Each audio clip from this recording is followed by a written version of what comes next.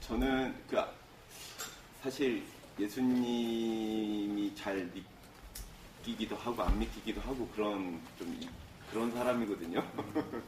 그런데 이제 소장님께서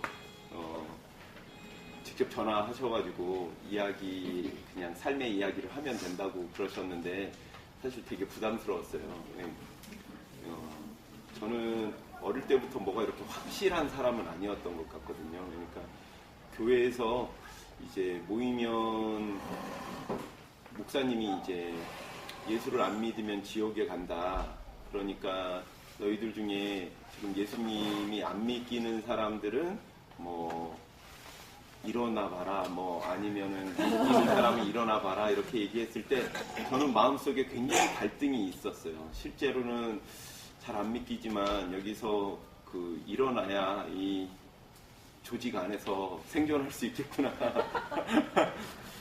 그런 이제 그냥 그 정도의 신앙이 아직까지도 그냥 이어져 오는 그런 사람이거든요. 그런데 이제 토박이 신앙가 뭐 이렇게 이름을 붙이셔서 야 이건 정말 아닌데 뭐 이런 고민들이 많았습니다. 근데 이제 토박이 신앙가 맞으세요. 예, 근데 저는 이제 어릴 때 생긴 건 토박이세요. 그냥 마을형 미남이라고 다들 그렇게 불러요. 제가 어릴 때 이제 부산 다대포에서 이렇게 자랐는데요. 아버지가 원래 안양에서 살고 계시다가 닭장사 하셨어요. 닭장사 하다가 잘 안 돼가지고 게장사로 옮겨가셨다가 게장사가 잘 안 돼가지고 이제 부산 다대포에 물고기를 잡으시겠다고 내려가시고요. 그리고 저희가 이제 한두 달 있다가 두세 달 더 있다가 이제 가족들이 이제 부산 다대포로 이렇게 이사를 가게 됐거든요. 거기서 이제 말투가 이상하잖아요. 그러니까 부산 사투리로 보통은 얘기하는데 저희는 이제 말투가 좀 다르니까 아이들이 계속 놀렸던 기억이 있어요. 서울내기, 담아내기, 맛종, 고래고기, 찌지먹고, 볶아먹고, 제비 맨날 그랬어요. 예. 그랬었어요. 그런데 이제 교회 가도 마찬가지였어요. 그래서 교회 가서도 저는 계속 이제 뭔가 이질적이고 저는 변방에 있는 것 같고 뭔가 이렇게 쑥 안으로 들어가서 소속되어 있는 사람은 아닌 것 같았어요. 그런데도 이제 교회 가면 간식도 주고 환대도 해주고 이러니까 이제 교회를 가게 됐죠. 그런데 미래소년 코난이 그 시간에 이제 교회 예배 시간하고 겹쳐서 하고 그랬어요. 그러면 이제 코난 봐야지 교회 가는 게 이게 의미가 없잖아요. 그래서 몇 주 빠지면 이제 데리러 오시치고 엄마한테 혼나고 그러면서 이제 계속 교회 안에서 자랐죠. 교회 안에서 자라고 그러면서 좋은 분들을 많이 만나게 됐던 것 같아요. 우리 교회 학급의 담임 선생님 그리고 새로 부임하신 목사님 이런 분들의 이야기를 들으면서 굉장히 이제 마음에 따뜻한 것들이 있었거든요. 그리고 특히 박도영 목사님이라고 제가 기억하는 이제 이 목사님은 요 근방에 사셨었는데 마포 요 근방이었던 것 같아요. 예. 그러다가 이제 부산 다대포까지 내려오셔서 이제 부목사님을 하셨는데 저한테 이제 청소년기에 잊을 수 없는 이제 멘토 같은 분이었어요. 약간 대머리이기도 하고 막 그랬는데 너무 멋있더라고요. 대머리가 그렇게 멋있어요. 예. 멋있었던 이유는 아버지랑 좀 다른 편에 계신 분이었어요. 저희 아버지는 배운 것도 없는데 이 목사님은 책을 끼고 사시고 우리 아버지는 좀 거친데 이분은 좀 부드럽고 뭔가 이렇게 좀 대비되는 게 있더라고요. 그래서 그 목사님한테 굉장히 매료됐던 것 같아요. 그리고 나도 고마운 사람이 좀 되면 좋겠다. 누구한테 나도 조금 뭔가 이렇게 영향력을 끼칠 수 있는 사람이면 좋겠다라는 생각을 그 어릴 때 그냥 조금 했었던 것 같아요.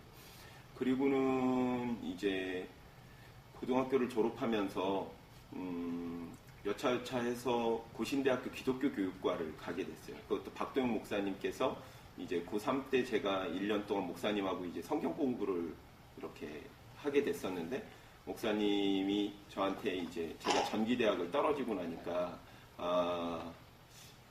승훈아, 네 생각을 좀 길러보는 게 좋겠다 해서 그 이제 고신대를 추천해 주셨어요. 그런데 제 생각은 예수님이 아직 확실히 안 믿기는데 가도 되냐고. 그러니까 목사님이 일단 가서 믿으면 되지 않냐. 믿을 만한지야. 그래서 그냥 이렇게 진학을 하게 됐죠. 그런데 이제 학교를 다니면서 계속 질문들이 들었고, 그 질문을 이야기하면 어떤 분들은 굉장히 측은하게 보고, 어떤 분들은 또 좀 문제 있다고도 보고. 그래서 제가 가는 곳마다 사람들에게 이렇게 기도 제목이라고 얘기를 많이들 들었어요. 그러니까 고신대학에 있을 때는 승훈아, 네가 내 기도 제목이야. 맨날 그런 얘기를 들었었고요. 저는 그 학교에서 이제 연극도 하고 이제 극단에서 연극도 하고 그랬는데, 그 당시에 이제 연극을 하러 돌아다니고 뭐 그러다 보니까 이제 학교 생활을 소홀하게 되고, 그러면 이제 사람들이 그렇게 걱정을 많이 하게 됐던 것 같아요. 그러면 나중에는 이제 연극을 이제 학교 안에서 올렸는데, 그게 그 하나님의 장례식이라는 김종철 희곡을 이제 올리게 된 건데, 제목부터 이제 신학교에서 하나님의 장례식이라고 이렇게 하고, 포스터도 이제 그 장례의 분위기를 만들어가지고 이제 곳곳에 붙이게 됐거든요. 그러니까 이제 신학생들이 전부 막 쫓아와가지고 너 뭐 하는 짓거리냐고, 신학교에서. 네, 교수님이 보자고 한다 그러고. 그래서 아니 그게 아니라 이 희곡은 그 하나님이 살아 계셔도 살아있는 것 같이 보이지 않는 이 세태를 풍자하는 거고, 나도 그 얘기를 하는 건데 이게 뭐가 문제냐 뭐 이러면서 이제 옥신각신하고 막 그랬던 기억이 있어요. 그러면서 이제 졸업을 할 때쯤 됐는데 저한테 이제 밥벌이가 굉장히 큰 걱정이었어요. 그러니까 저는 목사가 되고 싶은 생각은 없고, 왜 예수님이 그때까지도 확실하게 내 마음 안에서 계속 말을 걸어오지 않는데 내가 그 친구들 따라서 간다고 해서 저는 속일 자신은 있었거든요. 제가 목사 되면 야 나는 굉장히 부흥시킬 수 있을 거야. 막 그런 얘기들도 했던 것 같아요. 그런데 나는 못하겠어. 예. 그랬는데 이제 밥벌이가 걱정이어서 어떻게 밥을 먹고 살까라는 생각을 했는데, 이제 제가 아주 작은 뭐 먼지털 같은 믿음이 있더라도 그것도 실현해 가면서 밥도 벌 수 있는 일이 무엇일까를 고민을 하게 된 거예요. 그래서 가만히 찾다 보니까 그 대안학교 교사를 하면 그래도 괜찮을 수 있겠다 생각을 해서 대안학교를 이렇게 찾아다녀 봤어요. 제천에 있는 이제 로뎀 청소년 학교라는 이제 그러니까 벌받은 아이들을 만나는 학교였는데, 김기열 교장 선생님을 만나보니까 너무 감동이 있더라고요. 그래서 이런 학교에서 좀 일을 해보면 어떨까? 살짝 생각만 했는데 거기에 그때 교장 선생님이셨던 그 교감 선생님이셨나? 김대복 원장님. 네, 그 선생님이 학교로 뭐 돌아가서 뭐 하냐. 오늘부터 그냥 일하자 이러시는 거예요. 네, 너무 겁이 나는 거예요. 네, 내가 오늘부터 일을 하면 제대로 잘할 수 있을까? 이게 매력이 있고 내가 꼭 하고 싶은 일이라고 느낌은 오는데 잘할 수 있을까? 이러면 막 혼란스러웠을 때 이제 김기열 교장 선생님이 공부를 좀 더 하는 게 좋겠다. 그래서 사회복지라는 학문이 있으니까 사회복지를 좀 공부해보면 좋겠다. 이래서 그날로 내려와서 이제 공부는 더 할 생각이 없었지만 이제 하여튼 그 얘기가 저한테는 희망이었어요. 그러니까 한번 다시 생각해보고 좀 당장 일 안 해도 되는. 그래서 이제 내려와가지고 이렇게 사회복지라는 걸 처음 이렇게 들춰보니까 숭실대 학교에 이제 사회복지 대학원에서 사람 모집 공고가 났기도 하고 성공회 대학교에서도 나왔더라고요. 그래서 원서를 넣었는데 숭실대는 면접에서 떨어졌고요. 성공회 대학교는 후보로 붙었어요. 그랬는데 이제 숭실대학교가 먼저 발표나고 나니까 성공회대 붙은 사람들 중에 몇몇이 숭실대 복수 합격했는지 이쪽으로 빠져서 그런지 이제 예비 후보자들이 이렇게 올라가더라고요. 그래가지고 이제 성공회 대학을 가게 됐죠. 예.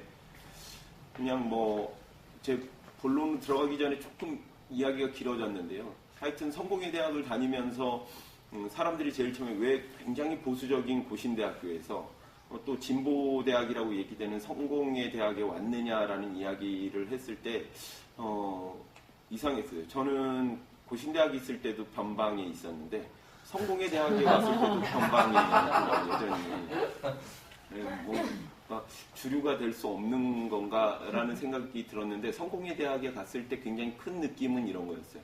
아, 사람을 이렇게 달라도 따뜻하게 품어줄 수 있구나.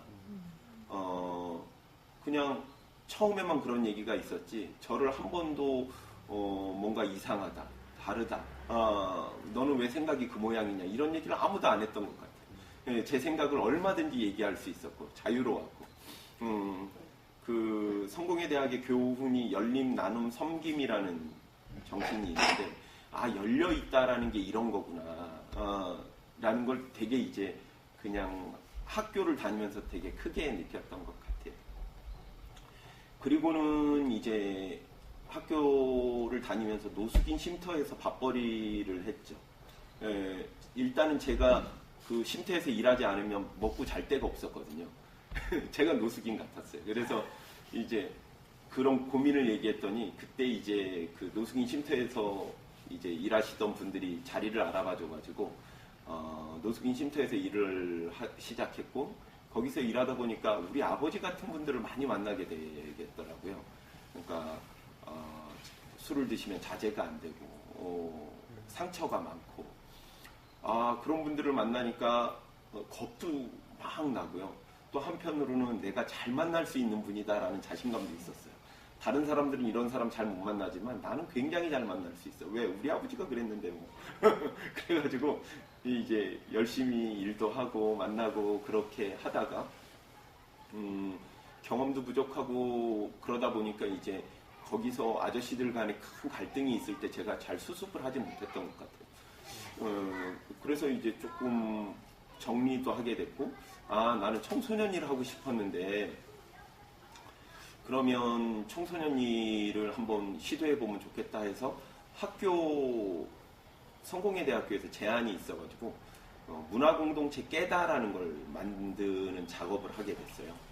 문화공동체 깨다는 어떤 특성이 있었냐면 우리 사회의 그 물리적 인프라가 가장 많이 구축된 공간이 대학 공간이라고 볼 수 있는데 이 대학 공간이 경계가 뚜렷하고 그 대학 구성원들만을 위한 이제 교육 커리큘럼이나 그 자체 완결적인 이제 활동을 하게 되니까 이 그 대학의 공간을 깨서 지역과 나누면 굉장히 풍성한 교육적인 뭐 도전이나 이런 것들을 할 수 있겠다라는 상상이었거든요. 정말 좋은 생각이었어요. 1차적으로는 그래서 성공회 대학을 깨고 그래서 부천, 인천 지역의 청소년들을 이제 모아서 거기서 이제 여러 가지 활동들을 했어요. 그리고 구로 청소년들을 데리고 와서 제가 이제 그 성공회 대학교의 동아리 회장과 이제 동아리 대표들을 설득해서 이제 학교 공간을 열고 동아리 그 청년들이 지도자가 돼가지고 이제 여름 학교를 운영하기도 하고 청소년들이 이제 각자 자신 삶의 주제를 잡고 실천을 한 다음에 그걸 사회 참여 발표를 하는 활동들도 하고 그래서 학교 전체가 이제 그 주중에는 대학생들이 쓰지만 주말에는 청소년들이 쓰고 방학 중엔 청소년들이 이렇게 와서 활동하는 공간이 됐었어요. 나름 의미도 있었지만 되게 힘들더라고요. 예, 이제 그래서 하다가 보니까 그 대학 공간을 깨고 그 다음에 저희 전략은 이제 주민센터도 깨고 뭐 이렇게 우리 교회도 깨고 그래서 우리 사회가 조금 이렇게 담을 낮추고 열려 있게끔 하자라고 그랬는데 결국 우리가 깨졌어요. 그래가지고 다 이제 뿔뿔이 흩어지게 됐어요. 그리고 이렇게 저렇게 하다가 이제 그 생각이 들었죠. 나는 공부를 마치고 나면 제 고향이나 다름없는 부산 다대포, 안양에서 태어났지만 어릴 때 부산 다대포로 내려가서 거기서 자랐었는데, 제가 거기서 그 동네에서 가장 가난한 집 아이였고 가장 외곽에 있었고, 그런데 교회는 따뜻하게 나를 품어줬었고, 그래서 나도 그 다대포에 가서 교회를 중심으로 해서 지역을 잘 엮어내면 교회에 내가 아는 사람들만 해도 상당히 그 좋은 사람들이고 상당한 그 재능이 있고 나눌 게 있는 사람들인데, 그걸 잘 조직해내면 다대포라는 공동체를 좀 살만나게 만들 수 있겠다라는 상상을 했죠. 그래서 서울 쪽에서 밥벌이를 하려고 이렇게 저렇게 기웃거리기도 하고, 교수님이 이제 서울 쪽에서 일을 하는 게 뭐 유리하겠다, 네가 그쪽에 일한다 그러면 좀 안내해주겠다 이랬는데, 제 마음은 계속 이제 부산 다대포에 가서 활동하고 싶다. 아니면 제가 졸업한 대학인 영도 고신대학에 가서 그 근처 마을에서 활동하고 싶다라는 게 이제 제 마음이었어요. 사실은 한 가지 이유가 더 있었는데, 제가 그때 사귀던 여자친구가 부산에 있었어요. 그래서 그 여자친구가 지금 제 아내예요. 그래서 이제 오래 떨어져 있으니까 좀 가까이에서 만나고 얘기하고 뭐 그러고 싶었어요. 그리고 아버지 어머니 가까운 곳에도 있고 싶은 그런 어린 마음도 좀 있었던 것 같고요. 그래서 이제 다시 내려가겠다고 했는데, 막상 저를 받아줄 만한 공간들이 없었죠. 저는 아까도 말씀드렸지만 밥과 사랑, 이 두 가지를 다 쫓는 사람이거든요. 그러니까 제가 배운 기독교와 내 마음에 씨앗이 내려진 이 사랑을 실천하는 것도 중요하지만, 현실에 기반한 밥을 놓지 못하겠다라는 게 제 인생의 계속 두 가지의 이야기였어요. 그래서 월급을 받을 수 있는 기관으로 내려가야 될 것 같은데 어디가 있을까 하고 살펴봤더니, 모라 종합사회복지관이라는 영구임대 아파트 단지 내에 종합사회복지관에서 사람을 뽑더라고요. 거기가 어떤 기관인지 찾아봤더니, 제가 지금 책도 샀는데 장기려 박사님이 그 만드신 청십자 의료복지회가 청십자 복지회인가 복지재단으로 바뀌었고, 그리고 나서 이제 그 지역사회복지관을 처음 운영하는 공간이었어요. 그런데 전국에서도 가장 어려운 계층이 많이 모여 있는 동네였었고, 가서 그 주눅 들어버렸어요. 그러니까 저는 머릿속에 계속 구상이 그 교회가 있고, 그 교회를 중심으로 해서 그나마 선한 일을 하겠다고 생각하는 사람들을 조직해서 지역을 변화시키겠다라는 상상을 했는데, 모라종합사회복지관에 갔더니 모두 수급자라고 얘기하는 어려운 분들이, 또 장애인분들이 아주 밀집해서 모여있는, 그 다음에 다른 곳하고는 굉장히 차단된 그런 마을에 제가 떨어진 것 같더라고요. 그래서 내가 여기서 무엇을 할 수 있는지 절망이었어요. 아무도 이 마을의 변화를 원하는 것 같지도 않고, 그냥 돈 벌면 이 마을을 뜨겠다고 얘기하는 것 같은 거예요. 저 역시도 제가 먼저 도망가고 싶은 마음이 계속 크게 있었죠. 아픔은 되게 많았어요. 그러니까 아이들이 가출을 했는데 작은 아파트에 열댓 명이 같이 모여있는, 문을 안 열어줘요.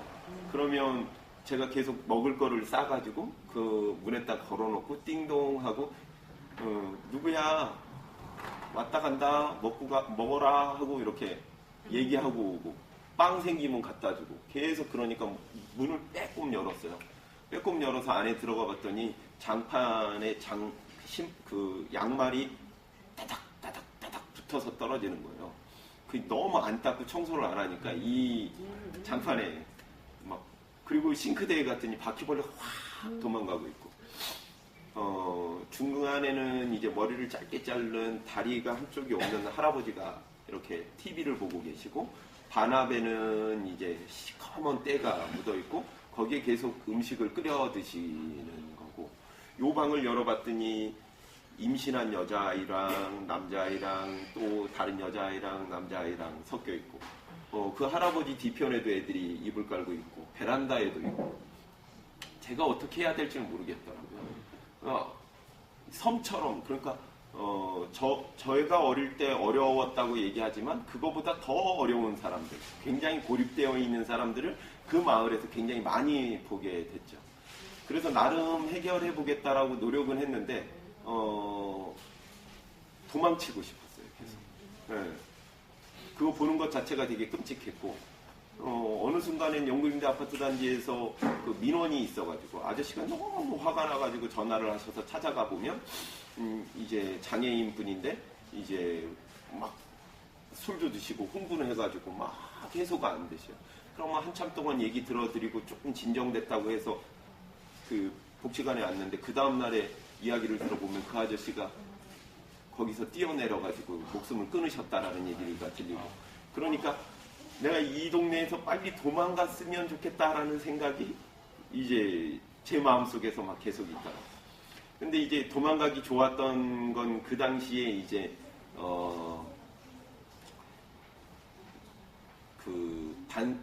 그러니까 새로운 복지 사업이 시작됐는데 교육복지 투자우선 지역 지원 사업이라는 사업이 시작된 거예요. 국가 사업으로. 그러면서 부산에 2곳, 서울에 6곳에서 시범 사업으로 실시하게 된다는 거죠. 저는 여전히 계속 청소년 복지를 하고 싶다라고 얘기를 했었으니까 기관에서도 도망갈 명분을 충분히 마련할 수 있었던 거예요. 그러니까 여기는 전체 어려운 아이들도 있긴 하지만 전체 주민들을 대상으로 일을 해야 되는데 저는 학교에 가서 어려운 아이들이 있는 학교에 가서 일을 해보고 싶다라고 제안할 수 있었죠. 그러니까 그 모라복지관에서 되게 통 크게 이해해 주시면서 가서 어려우면 다시 오더라도 가봐라 이렇게 해주신 거예요. 그래서 이제 일을 부산 반송동이라는 거기도 좀 어려운 사람들이 많이 모여 사는 마을에서 이제 일을 하게 됐어요. 예, 이 이야기를 하는데 이렇게 장황하게 됐어요. 그래서 제가 오늘 드릴 말씀은 이제 마을 교육 공동체, 그리고 그 교육 공동체를 만들어가는 지역 활동가에 대한 이야기인데요. 반송동이라는 마을에서의 경험, 그 다음에 지금 공릉동에서의 경험을 중심으로 해서 제가 어떻게 활동했는지를 조금 보여드릴 수 있을 것 같아요. 첫 번째 말씀드리고 싶은 건, 제가 만들고 싶은 마을은 힘 있는 마을이었어요. 그러니까 약자들이 많이 모여 사는 마을은요, 다 무시해요. 힘이 없어요.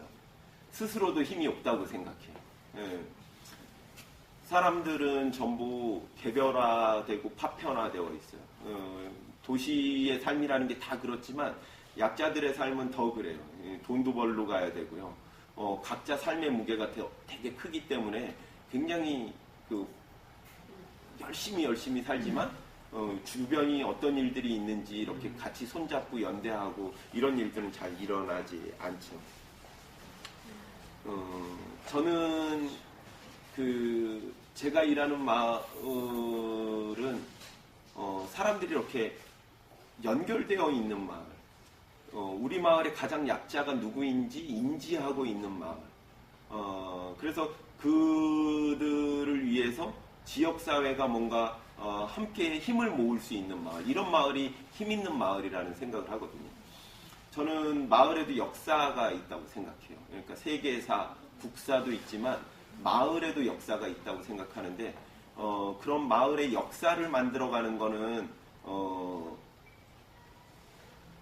저희 같은 시민들, 저 같은 활동가들의 몫도 있고 역할이 크다라고 생각을 하거든요. 제가 이제 그런 힘 있는 마을을 만들려고 하지만 저는 지역 기관이나 학교에 일을 했어요. 그전 반송에서는 이제 학교에 처음에 일을 하게 됐죠. 그런데 이제 정부의 정책 사업이 진행되기 시작하니까 사람들은 다 서비스가 어떻게 일어날 건지를 기대하는 거예요. 어떤 서비스를 해줄 것이냐. 나는 힘이 없으니까 어떤 서비스를 좀 해달라라고 요구를 하는 거죠. 사람들은 불안, 두려움이 크니까 아주 낮은 욕망의 수준을 이제 저희 같은 사회복지사, 청소년 지도사 이런 사람들에게 이제 요청하죠. 그런데 우리들은 보통 보면 그 지역기관에서 욕구조사라는 걸 하거든요. 그래서 사람들이 욕구를 표현하는 걸 이제 응대하는 걸 좋은 잘하는 일로 이렇게 포장해요. 그런데 사람들이 파편화되고 원자되어 있으면 문제의 근본이 무엇인지 잘 살피기보다는 당장의 내 두려움과 불안을 해소시켜줄 어떤 서비스를 요청하게 되는 건데 우리는 그냥 그거에 만족해서 그 서비스에 응대하는데 바쁘더라고요. 모두 이제 고객 졸도의 시대를 살고 있잖아요. 교회도, 학교도, 주민센터도. 그러니까 이 문제를 해결하려고 그러면 주민들이 원하는 거 우리가 할 수 있다고 해서 뭐든지 다 해도 되나? 그걸 잘하는 것이 진짜 복지인가? 이런 질문들이 들었었고요. 그렇다고 그러면 거기서 이렇게 빠져나오려고 그러면 어떤 방법이 있을까 생각했을 때 마을에 담론을 성숙시키는 게 필요했어요. 마을 사람들이 정말 우리 마을에 필요한 게 무엇인지, 공동의 가치가 무엇인지, 우리 마을의 역사를 바꾸려면 어떻게 해야 되는지 공동으로 생각하고 그런 생각과 흐름이 있으면 지역기관도 그거에 맞춰서 일을 할 수 있겠다라는 생각이었죠. 그래서 저는 마을에는 교육력이라는 힘이 있다고 믿는 사람이에요. 모든 유기체에는 면역력 같은 힘이 있잖아요. 그런데 그 면역력은 서비스를 많이 받는다고 해서 건강해지는 게 아니라고 보거든요. 강해지는 게 아니라고 보거든요. 우리가 재작년 6월에 메르스 사태 때문에 전부 마스크를 쓰고 다녔는데 삼성의료원이라는 의료 서비스가 아주 고급화되고 밀집되어 있는 곳에서 통제되지 않은 위험이 막 우리를 공격했었단 말이에요. 그런데 우리가 사회 문제를 대할 때 보면, 마을의 문제를 대할 때도 보면 재정이 있고 서비스가 있고 전문가가 있으면 모든 문제가 쉽게 해결될 것처럼 얘기하지만 실상은 그런 서비스가 많아지는 것이 우리의 본질적인 문제를 잘 해결해 줄 수도 있지만 아닐 수도 있다라는 생각을 가지거든요. 그래서 서비스를 많이 만드는 것도 중요하지만 마을 사람들이 본디의 건강성, 본디의 문제 해결력을 찾아가는 것, 이게 굉장히 중요하다라고 생각을 하게 됐어요. 이런 생각을 하게 된 건 제 생각은 아니에요. 자료에선 이제 한덕연이라는 그 사회사업가의 글들이 저한테 많은 자극이 됐었고요. 반송동에선 이제 고창건, 김혜정, 서견실 이렇게 돈 벌면 다 이 동네를 뜨겠다는 사람만 있는 줄 알았는데 이 동네에 뿌리박고 이 동네를 변화시키겠다고 하는 소수의 사람들을 우연히 만나게 된 거예요. 모라동에도 있었을 거라고 생각이 들었어요. 그런데 내가 모라 주공아파트 단지에선 그런 사람들을 찾으려고 노력도 하지 않았던 건데 반송에선 우연히 그런 사람들과 만나게 된 거예요. 그런 우연한 만남이 저를 굉장히 크게 성숙시키고 변화시키게 되는데요. 김혜정은 저희가 하는 교육복지 사업에 지역 활동가 경력을 가지고 프로젝트 조정자라는 직함으로 들어온 사람이었어요. 이 사람은 저보다 2살 많은 사람인데 대단한 사람이었어요.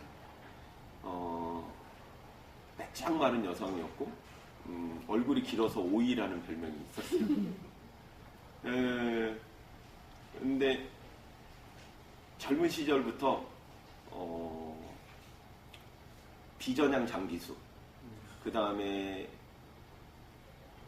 공국방에 약한 아이들, 그리고 어려운 사람들이 모여서 아픔을 호소하는 곳에는 달려가서 거기서 활동하는 사람이었어요. 그러다가 반송동에 저보다 한 10년 전쯤 일하러 오게 됐고 거기서 결혼해서 아이를 놓고 사는 사람이었는데 반송 골목골목을 잘 알고 있었고 반송에서 뭔가 변화를 꿈꾸는 사람들을 굉장히 많이 알고 있었어요. 제가 만나는 사람들마다 반송은 안 돼. 돈 벌면 반송 따야지요. 이런 얘기를 했는데 김혜정이 소개시켜주는 사람들은 전부 반송이 얼마나 살만한 곳이고 반송이 얼마나 좋은 곳이고 반송 좀 있으면 뭐가 있을 거고 이건 저 뒷산에서 캐온 개발톱이고 뭐고 이러면서 이 지역의 산과 들, 사람들 이런 것들을 새롭게 보게 해주는 그런 사람들이었어요. 그리고 되게 따뜻한 사람들이었는데 제가 이제 그 교육복지 투자우선 지역 지원 사업의 초창기 멤버로 운송중학교라는 곳에 가서 일을 하게 됐는데 학교에서 아이들이 그 폭력 사건이 있었어요. 화장실에서 여자아이들이 싸웠는데 한 아이를 너무 심하게 때려가지고 머리가 이렇게 찢어지고 피가 나고 막 이런 상황이었어요. 그런데 이제 학교에 이제 보고하고 아이를 병원으로 데리고 가기에는 너무 급해서 제가 무조건 데리고 이제 밖에 나가면서 이제 김혜정 쌤한테 전화했더니 저 언덕 너머에 해인의원이라는 곳에 데리고 가라고 그래가지고 해인의원에 데려갔더니 거기에 이제 고창권이라는 의사와 전혜숙이라는 의사가 이제 부부 의사인데 거기 있었던 거예요. 아이를 데리고 가니까 그냥 주말 안 하고 치료해주고 치료비를 어떻게 해라 뭐 해라 이런 얘기도 안 하고 무조건 치료만 열심히 해주는 거예요. 예. 나중에 알게 됐지만 이 사람들이 반송을 사랑하는 사람들이라는 활동을 하는 공동체의 일원들이었고 고창권은 그 동네에서 어릴 때 이주해온 그 아이였는데 아버지가 시장에서 통닭집 했대요. 저희 아버지처럼. 그런데 커서 공부를 열심히 해서 의대 갔고 의대 간 후에 자기가 나고 자랐던 고향인 마을에서 고마운 의사가 되고 싶어서 다시 돌아왔던 사람이더라고요. 그런데 자기가 돌아왔을 때 보니까 예전에 그 어려웠을 때랑 별로 달라진 게 없고 사람들은 더 절망하고 있고 그러니까 동네에서 그나마 새로운 마을을 꿈꾸는 사람들을 불러 모아서 학습 모임을 만들었고 마을 신문을 만들었고 그러다가 이제 그 반송을 사랑하는 사람들이라는 단체를 만들어서 리더격으로 일하고 있는 사람이었어요. 그런 사람들을 이제 한둘씩 그렇게 만나게 됐죠. 또 어느 날은 반송을 이제 시장통을 서성이다가 이제 김혜정 쌤하고 어떻게 만나게 되니까 김혜정 쌤이 승훈 쌤 점심이나 먹자고 그래서 그래요 그랬더니 데리고 들어간 데가 이제 그 반송을 사랑하는 사람들 그 사무실이었는데 아주 작은 공간이었어요. 그러니까 조그만 뒷골목에 3층에 그 안쪽이었는데 서견실이라는 선생님이 있었고 그 서견실 선생님이 제가 가니까 아주 반갑게 맞아주시고 언제든지 또 오라고 그러고 그러면서 이제 팽이버섯을 계란에 묻혀가지고 그걸 튀겨주고 이제 된장국 끓여주고 김치 하나 내놓고 밥을 먹는데 너무 맛있고 저는 그전까지 팽이버섯을 그렇게 계란에 묻혀서 먹는 거는 처음 먹어봤어요. 네. 그런데 이제 그때 이제 홀딱 반해버렸어요. 사람들한테. 이런 사람들도 있구나. 이렇게 따뜻한 사람들도 있고 그냥 뭔가 자기 주머니만 생각하는 게 아니라 모두를 위한 어떤 것을 고민하는 사람들도 있구나. 나랑은 차원이 다른 사람이 있네. 이렇게 이제 좀 배우게 된 것 같아요. 그 뒤로 이제 제가 하는 거는 저는 잘하는 일은 마을 걷기, 인사하기 이런 거 되게 잘해요. 시간이 나면 마을을 걸어요. 그리고 보는 사람마다 인사를 해요. 그러니까 저는 이름은 잘 기억 못하는데 얼굴은 엄청나게 기억을 잘해요. 한 번 보면 저 사람 어디서 본 것 같아. 그래서 인사를 잘해요. 그것도 소리내서. 그거는 어머니가 가르쳐 주셨어요. 어머니 아버지가 다른 건 못해도 인사는 잘하게끔 어릴 때 계속 가르쳤던 것 같아요. 그래서 그렇게 인사를 하는데 사람들이 그렇게 얘기하죠. 그러니까 낯선 거예요. 그렇게 뭐 청소년 센터장이라고 하는데 동네를 어슬렁어슬렁 거리고 막 크게 인사하고 이런 게 어색한데 반송에서도 그렇고 공릉동에서도 그렇고 이렇게 사람들을 연결할 사람들이 필요해요. 연결하는 건 마을을 걷고 인사하면서 연결하고 만나지고 이러는 거거든요. 근데 사람들이 전부 각자가 바빠서 사회적 일을 도모하는 사람들도 대부분 개인적으로만 열심히 일을 하죠. 근데 저도 열심히 일을 하는 편인데 요런 걸 좀 그렇게 일을 하고 있는 것 같아요. 경계가 뚜렷한 조직들이 지역 안에 여러 조직들이 있고 저는 그 조직들을 불쑥불쑥 잘 찾아다녀요. 이걸 저는 이제 관계노동이라는 표현으로 불러요. 감정노동이라고도 누구는 얘기하는 것들인데요. 공기관에서 감정노동이라고 얘기하는 거는 너무 우리가 하는 일들을 굉장히 낮게 표현해버리는 것 같아요. 사람을 환대해주고 그들의 입장을 미루어 짐작하고 또 그들이 사는 공간에 가보고 이런 것들이 마트에서 물건 파는 걸 제가 뭐 이렇게 나쁜 노동이다라고 얘기하는 건 아니지만 그런 이제 자기를 숨기고 막 일을 하는 분들에게 우리가 감정노동이라는 언어를 붙이는데 우리가 하는 이 숭고한 노동을 감정노동이라고 할 수 있을까 해서 저는 이제 관계노동이라고 부르는데요. 자주 직접 찾아가는 일들을 하거든요. 마을을 걷다가 교장 선생님한테 인사드리고 싶어요. 그러면 저는 학교에 들어가요. 그리고 나서는 이제 요즘에는 학교에 들어가는 게 좀 어려워졌거든요. 앞에 막 스쿨폴리스 아저씨들이 있고 막 그래요. 그러면 적어놓고 들어가고 막 이랬는데 적어놓고 뭐 하러 왔냐 그러면 저한테는 이제 사회복지사든 청소년 지도사든 명함이 있잖아요. 이게 무기거든요. 그럼 이거 때문에 왔다 이렇게 하고 들어가서 이제 교장 선생님 뵈러 왔다 하고 교장 선생님한테 인사를 하고 그랬는데 교감 선생님이 막아 쓰는 거예요. 그러면서 무슨 일 때문에 왔는지 구체적으로 얘기하래요. 그래서 아니 구체적으로 하면 그냥 교장 선생님이어서 인사하러 왔다고. 우리 동네 어른이 있잖아요. 그냥 인사만 하고 갈 건데 교장 선생님 계속 뚜렷한 목적을 얘기하라는 거예요. 그냥 인사하러 왔다고. 그렇게 하면 안 된다고. 그런데 이제 교장 선생님이 안에 계시더라고요. 그래서 문이 이제 빼꼼히 열려 있길래 이제 교장님한테 안녕하세요 교장님 저 여기 청소년 센터에서 왔어요. 센터장이에요. 다음에 인사하러 올게요 하고 갔는데 그 뒤에 이제 뭐라고 이렇게 좀 안 좋게 말씀하시는 게 들리기도 하고 교감 선생님은 다음번에는 꼭 연락하고 와야 된다고 그런 경우가 있어요. 다 그런 건 아니지만. 그런데 또 어떻게 한 동네 사는데 또 연락하고 막 이렇게 가는 게 좀 그렇잖아요. 그래가지고 또 그 다음번에 또 불쑥 찾아갔어요. 그러니까 그 다음에 갔을 때는 그 전보다는 훨씬 환대로 맞아주시더라고요. 얼굴을 한번 봤으니까. 예, 저는 좀 그런 노력이 되게 중요하다고 생각하는 사람이에요. 부산 반성에 있을 때는 지역에 나가고 싶어도 이제 좀 못 나가게 하는 게 있었어요. 시간이 벌써 많이 됐네요. 그죠? 이거 주제를 빨리빨리 제가 건너뛰면서 잘할 수 있습니다. 부산 반송동에서 있을 때는 시간이 나면 이제 학교나 지역기관들을 이렇게 나가보려고 그러는데 결제 라인이 너무 많은 거예요. 그래서 교육청에서는 결제를 안 해줘요. 잘 공문이 와야 나갈 수 있다고 그러고. 그래서 이제 어떻게 하면 나갈 수 있을지를 머리를 계속 짰죠. 저는 행정 되게 잘해요.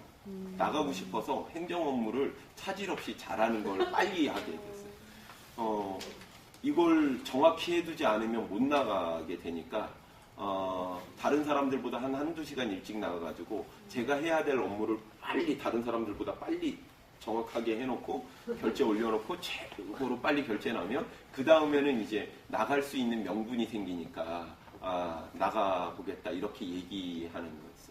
신뢰를 얻는 게 되게 중요하더라고요. 그래서 그게 꼭 그때 못 나가게 했던 사람들이 그때는 참 밉고 그랬는데 지금 생각해보면 그것 때문에 제가 업무 능력이 많이 향상됐다. 이렇게도 생각이 돼요. 제가 제 자랑을 좀 잘하려고 좀 더 해보자면 제가 혁신경진대회 이런 거 나가가지고 막 상도 받고 막 그랬어요. 저는 정식 공무원도 아닌데 가가지고 부산권 1등 막 이런 거 막 하고 막 그랬어요. 네, 전국 2등 막 이렇게 하고. 그러니까 그렇게 되니까 이제 사람들이 좀 신뢰해서 바깥에 내보내주더라고요. 네, 그래서 이제 조금 자유로워졌을 때는 이제 결제를 받고 밖에 나가면 바로 안 들어오고 동네 주민센터도 가고 복지관도 가고 사람들을 만나는 일들을 많이 했어요. 사람들을 만나고 나서 일을 정리하면 훨씬 속도가 빨랐어요.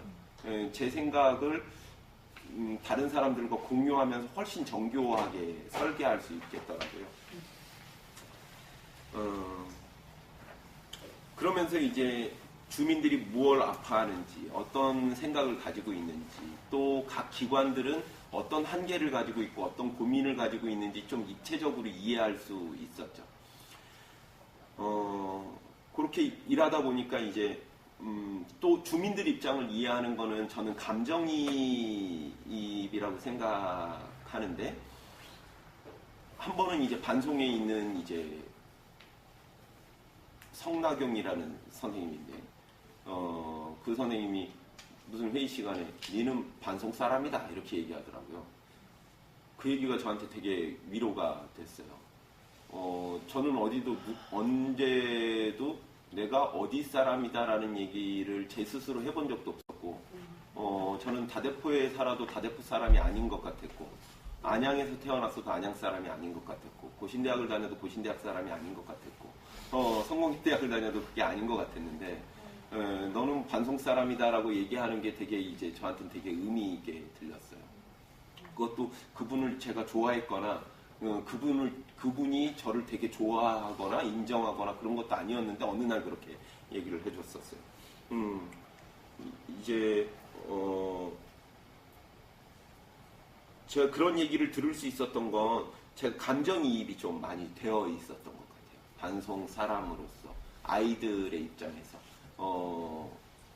그러니까 저는 지금도 공릉동에서 일하지만 조안면에 살거든요. 그러니까 어떤 면에선 이제 공릉 사람이 아닐 수 있어요.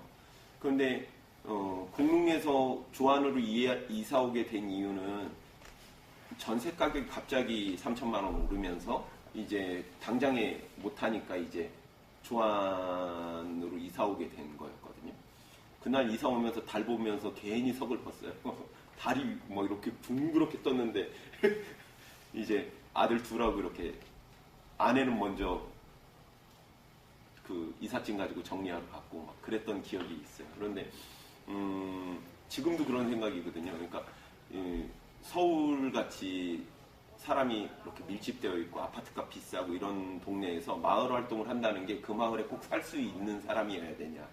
그런 걸 생각해 보면 감정이입이 되느냐가 더 중요한 것 같아요. 저희 같은 사회사업가 또 목사님들도 마찬가지고 지역과 사회를 변화시키겠다는 사람들은 그 마을에 살면 더 좋겠지만 살지 못한다 그러면 그 마을의 아픔에 그 마을 사람들의 이야기에 깊이 들어가 있으면 되는 것 아닌가, 입장이 동일해질 수 있으면 되는 것 아닌가 이런 생각이.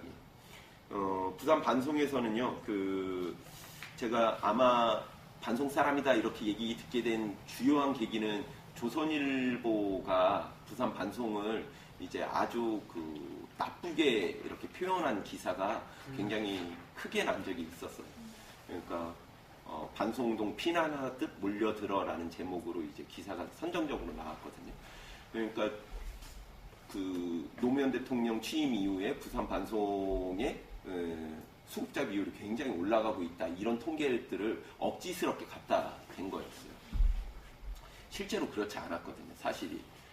그리고 사실이 그렇다고 하더라도 인간에 대한 존엄이라든지 지역에 대한 존엄이 전혀 없었어요. 그러니까 지역의 마을을 사람 사는 동네로 만들고자 하는 반송을 사랑하는 사람들, 지금 희망세상이라는 이름으로 바뀌었는데, 그렇게 열심히 애타게 노력하는 사람들 입장에서 십몇 년을 그렇게 열심히 일해왔는데 어느 순간부터 이 동네는 피난하든 몰려든 사람들이 사는 동네, 이런 식으로 낙인을 딱 찍어버린 거죠. 이 상황에서 이제 조선일보와 주민들의 대치는 굉장히 심각해지는 상황이었어요. 저는 그때 이제 교육계 대표로 참여했어요. 교육청에서는 이런 문제에 대해서 공명할 수가 없으니까 같이 이제 참여하기가 입장이 난처하잖아요. 그러니까 이제 교육청은 알고 있어도 오지 않았고, 복지관도 알고 있지만 복지관도 예민하니까 참여하기가 힘들고, 교회도 그런 문제에 대해, 주민이 아파하는 문제에 대해서 같이 서기가 두려우니까, 입장이 복잡하니까 못 나오고, 그러니까 한 200명 되는 주민들 속에 이제 제가 들어가니까 교육청 대표다, 교육계 대표다, 이렇게 얘기하고 막 사람들이 그렇게 됐어요. 그래가지고 제가 조선일보의 그 문제를 일으킨 기자, 부장들과 제가 중간에서 조정자 역할을 하게 된 거예요. 그때 계속 그런 갈등이 있더라고요. 그 뭐냐면, 저는 사회복지사기도 하니까 사회복지사 입장에선 이 기회를 가지고 뭔가 다르게 자원을 획득해 보면 어떨까, 이런 생각들도 많이 들기도 하고,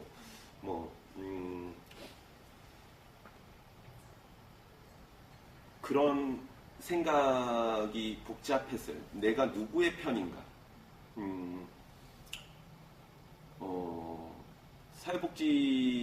사회복지사인데 국가의 정책을 전달하는 전달 체계의 어떤 부속인가? 아니면 지역사회의 아픔과 요구를 정책으로 뭔가 사회적 변혁으로 이끌어 올리는 사람인가? 그러니까 위에 연결될 건가, 밑에 연결될 건가가 저한테 굉장히 큰 고민거리였는데, 이 조선일보의 일로 주민과 더 깊숙이 연결되는 것이 중요하겠다라고 생각하게 된 것 같아요. 잘 이해가 되시는지는 모르겠어요. 그러니까 저는 사람들한테 고맙다라는 얘기를 많이 들어요. 작은 도움을 주는 건데 이렇게 해서 고맙다, 저렇게 해서 고맙다, 막 그래요. 사실은 제가 한 도움은 아니에요. 저는 다 제가 돈이 많은 사람도 아니고 정부의 돈이나 기업의 돈이나 뭐 이런 걸 가지고 가서 이렇게 지원해 주는 사람인데, 제가 정부나 기업의 입장을 이용해서 그들의 주머니를 빌려서 시혜적으로 나누는 사람이어야 되는가, 아니면 주민들의 힘을 키우고 지역의 힘을 키우는 사람이어야 되나, 이게 아직도 이제 조금 딜레마가, 다 완벽하게 제가 어느 위치에 있다고는 주장할 수 없지만 하여튼 그런 고민이 좀 있어요. 제가 반송에서도 지금 공릉에서도 잘하는 건 또 한 가지는 둘러앉는 거예요. 사람들하고. 반송에서도 이런 이제 지역 문제에 아파하는 사람들을 둘러앉히는 일들을 잘했어요. 이메일도 보내고 전화도 하고. 저는요 좀 집요했어요. 그러니까 이 회의에 사람들이 많이 여러 명 모여야 흥이 나고 서로 교환할 게 있다라고 생각했어요. 그래서 이 온도가 떨어지지 않게끔 계속 메일로 알리고 전화하고, 그래서 사람들이 둘러앉게 했어요. 둘러앉으니까 서로 복지관에 일하는 사람, 지역아동센터에 일하는 사람, 마을 주민, 그 다음에 뭐 보건소에 일하는 사람, 뭔가 뜻이 있는 사람, 이런 사람들이 계속 둘러앉다 보니까 처음에는 대면 했는데 관계가 생기고 서로 교환할 게 막 있는 거예요. 그러니까 저는 이 자리만 마련해놔도 너무 유익하더라고요. 그리고는 회의 안건을 미리 정해서 1시간 내지 1시간 반에 맞춰버리고 뒤에 30분은 이렇게 놔뒀더니 서로 안 가고 거기서 계속 정보를 교환하고 다음번 일을 도모하고 막 그러더라고요. 그러면 힘이 생기고 사람들이 우리가 혼자가 아니다. 연결되어 있다는 것들 때문에 재미도 있고 뭐 그랬어요. 지금도 그래서 부산 반송에서는 희망의 사다리 운동이라는 이름으로 이제 지역 그런 공동체 회의를 만들었고 지금 공릉동에서는 꽃마을 공동체 회의라고 해서 이제 원래회를 이렇게 조직하고 있는데 적게 모이면 20명, 많이 모이면 5, 60명이 공릉동에서는 지금 6년째 한 달도 안 거르고 계속 해오고 있어요. 이렇게 둘러앉아서 회의만 하면요 별로 재미가 없거든요. 그런데 이제 공동의 과제를 만드는 일이 중요했어요. 원래 있던 일들 중에도 공동으로 힘 모으면 훨씬 더 쉽게 풀리는 일들도 있었고 모두가 유익한 어떤 지점들이 있더라고요. 서로 같이 풀고 싶은 어떤 부분들이 있어서 그러면 마을 잔치를 같이 연다든지 뭐 이런 일들을 좀 했었고요. 그런데 이제 사람들이 모이다 보면 가지각색의 입장이 있으니까 계속 우리가 왜 모였는지를 놓치게 될 우려가 있었어요. 그래서 마을 선언, 마을 약속 뭐 이런 것들을 만드는 일들도 저는 좀 계속 중요시 여기고 했었던 것 같아요. 두 마을에서 다. 그리고 그 모였을 때 그 성공들이 있었어요. 예기치 못한 성공이었을 수도 있고요. 그러니까 공릉에서는 제가 센터장으로 일을 하게 됐는데 직원들은 마을과 함께 한다는 것, 주민과 함께 한다는 거에 대해서 별다른 관심이 없었죠. 그런데 제가 이제 지역을 돌아다니면서 사람들을 만나보니까 느낌적으로 이 사람들이 같이 둘러앉고 싶어 하는 사람들이 있구나. 이 마을에도 우리의 공동체의 문제를 우리의 힘으로 좀 같이 해결해 보자는 사람이 있구나라는 게 확인됐었거든요. 이 느낌이 왔어요. 그런데 그거를 이제 직원들한테 같이 하자 그러니까 직원들은 아직 엄두가 안 나는 거예요. 그런 맛도 못 받고. 그래서 같이 하기가 어려웠는데 초기에 동의해 준 분들이 이제 든든한 이웃, 도서관 일촌 이런 분들이었는데 이제 개별적인 주민들이 모여가지고 든든한 이웃이라는 동아리를 만들었고 그분들이 이제 그 센터 뒤뜰에서 이제 작은 벼룩잔치를 열었는데 생각보다 많은 사람들이 모여들게 된 거예요. 직원들은 주민들과 함께 한다는 게 어떤 일인지 몰랐는데 같이 하니까 되게 재밌구나. 같이 하니까 우리가 하는 것보다 훨씬 풍성하구나. 이런 걸 이제 알게 되는 작은 그 경험이었고 그 경험이 이제 확장되면서 지금은 이제 한 5, 60개 단체와 막 이런 분들이 이제 마을 잔치에 같이 협업으로 지역에서 이제 힘을 모아가고 있어요. 저는 이제 다른 사람들한테 손 벌리는 것도 잘해요. 이제 공공조직은 보통은 자체 완결적으로 일을 하게 되는 특성이 있거든요. 그래서 오류가 없고 힘에 부대끼지 않는 정도의 일만 하려고 해요. 그러면 혼자 했을 때 큰 문제가 없어요. 그런데 이제 지역과 손잡은 이제 공동의 마을 잔치는 좀 큰 일이거든요. 그러면 빈틈들이 좀 많이 생기게 돼요.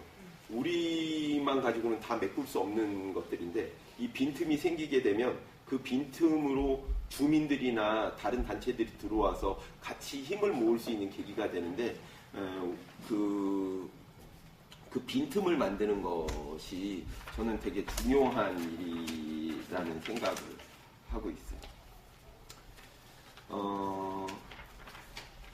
그 밖에도 이제 제가 뭘 잘해서 지역에 뭐 일이 많이 만들어지기보단 저는 다른 사람들의 도움들을 많이 얻었는데요.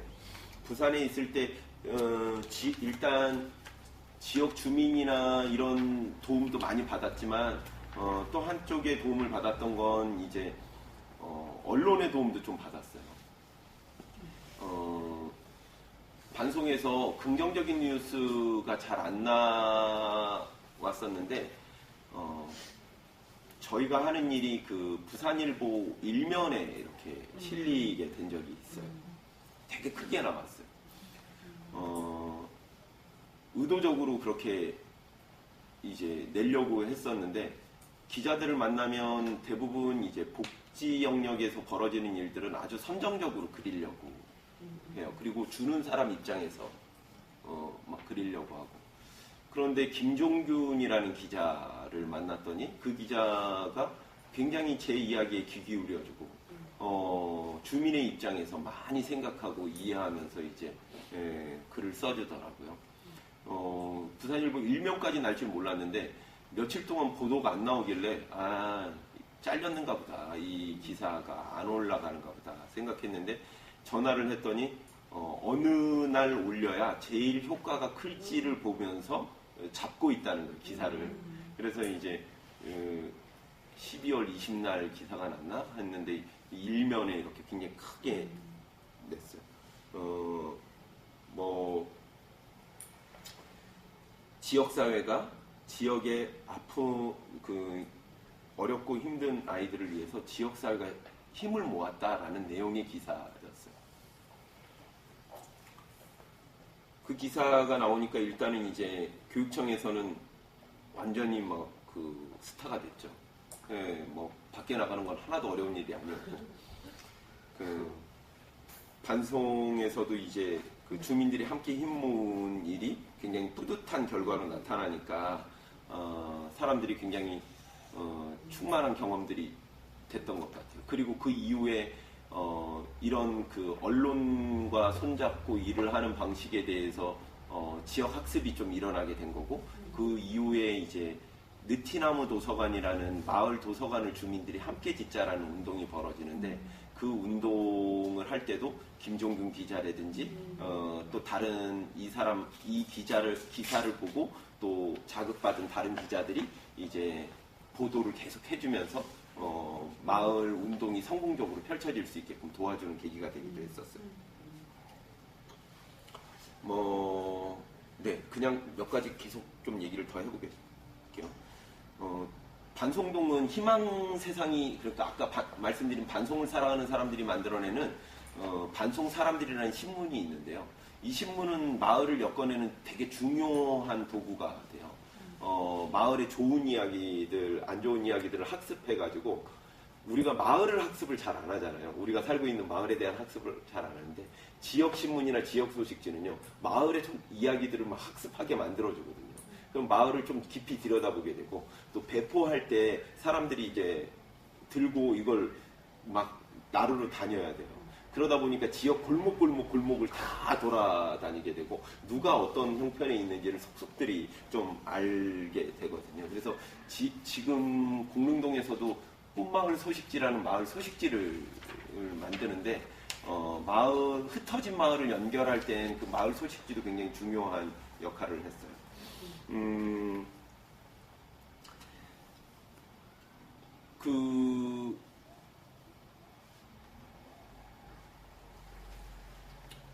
저는 또 이런 생각을 해요. 그러니까 반송에서 봤던 그런 사람들, 김혜정, 고창권, 석연실, 이런 사람이 공릉에도 있고 마포에도 있고 조안에도 있고 다 있다라고 생각하거든요. 소수의 그런 사람들. 근데 그런 사람들이 흩어져 있는 마을은 아무도 그런 생각을 안 한다고 생각하고요. 이렇게 연결되고 모여져 있는 마을에 그런 사람이 많다라고 생각을 하는 거예요. 그런 사람들은 소수지만, 그래서 그런 사람들에게 계속 저는 그 영감을 좀 불러일으키고 연결시키는 일, 이런 것들을 되게 중요한 일이라고 생각하면서 마을 일을 하고 있습니다. 또 하나는 그들은 다 마을 리더가 될 수 있어요. 그러니까 저희는 목사님, 장로님, 집사님 이런 직책을 주고 이런 사람들만 리더라고 생각을 했는데, 지역에서 일해보면 아픈 마음이 큰 사람들이 리더가 돼요. 교육 문제에 절망이 큰 분은 교육 문제를 해결하겠다라는 마음도 크신 분이에요. 그래서 그런 다양한 리더들이 지역사회에 아직 그렇게 잠재되어 있고 그분들과 저는 계속해서 일했던 것 같아요.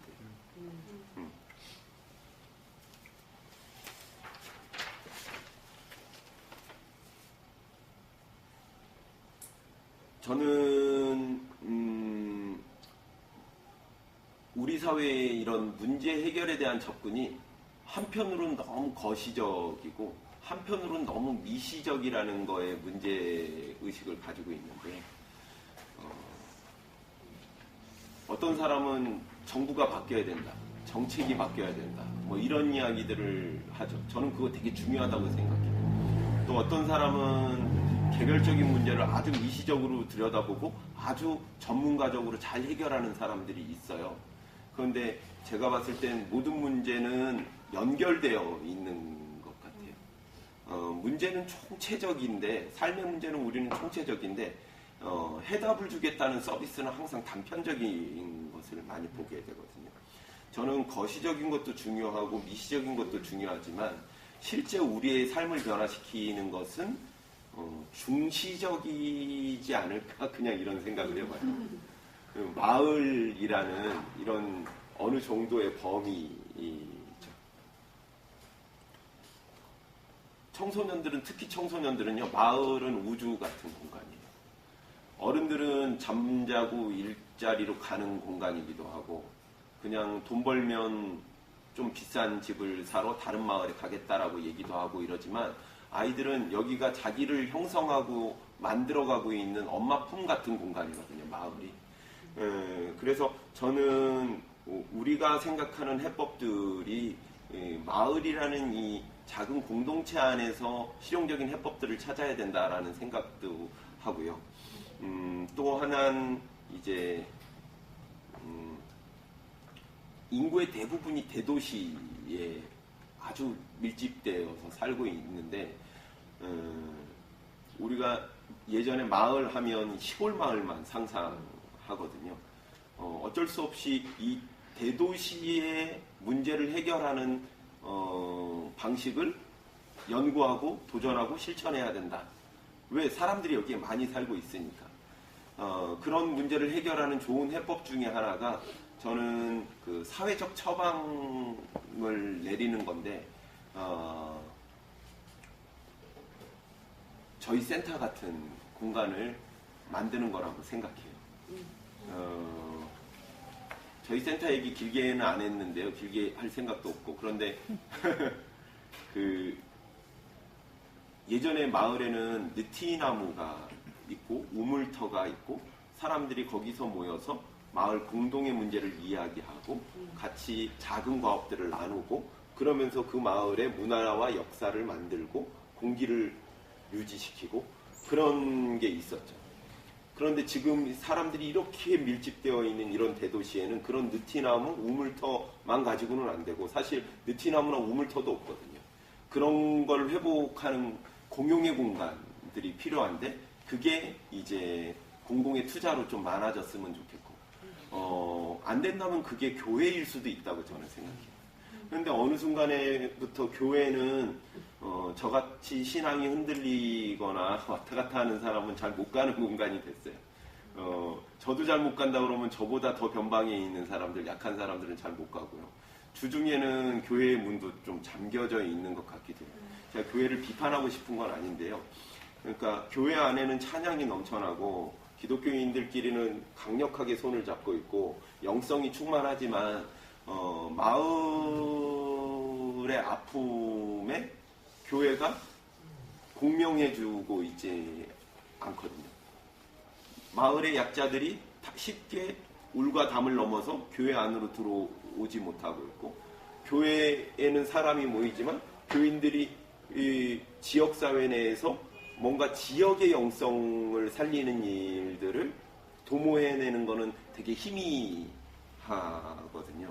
교회가 전통적인 마을의 우물터, 느티나무 같은 부지를 이전에는 제가 살고 있던 다대포에서는 분명히 했고 지금 조안면의 진중교회에서는 하고 있는데 대도시 속의 교회라는 건 그런 기능을 다 잃어버린 것 같아요. 그런데 저는 그게 교회만의 몫은 아니라고 보고요. 그런 공용의 우물터가 어디든 어떤 방식이든 좀 있어야 된다라고 생각해요. 이야기를 5분 안에 좀 정리해 보겠는데요.